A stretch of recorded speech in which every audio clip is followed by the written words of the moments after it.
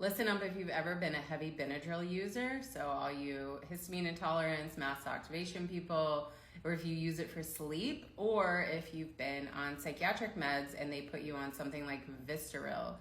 And if you've ever been a heavy alcohol user like I was for like 10, 15 years. This nutrient could be at the root of why you're experiencing so many bizarre symptoms. And that nutrient is B1 or thiamine. So even when I worked in hospitals, psychiatric detox facilities, they would put people on 100 milligrams of thiamine when they came in for alcohol abuse or alcohol detox.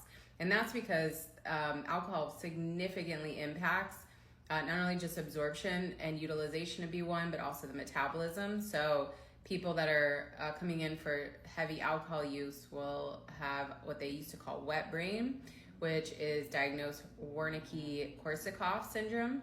And this can cause a lot of confusion.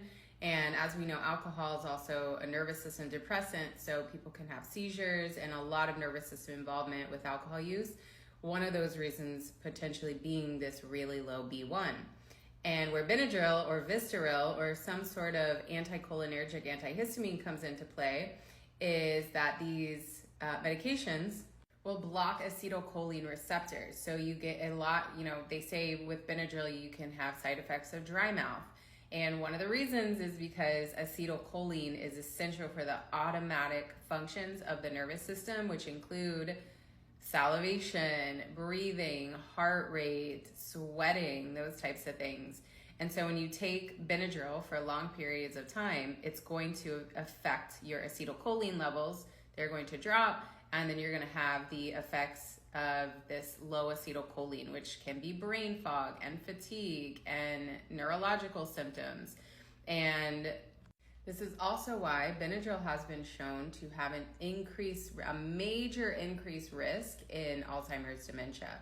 And don't worry, I took Benadryl for most of my life. So I totally understand the fear around which is worse, me not sleeping? Is that going to lead to Alzheimer's, or taking Benadryl? And just to let you know, there are multiple ways that you can support your acetylcholine levels. For one, B1, thiamine. But for two, if you have been taking Benadryl or Vistaril for long periods of time, there are other options out there. I personally use technology called bioenergetic testing. We can do a scan of the brain to see what neurotransmitters are low, and no surprise, acetylcholine came up on mine.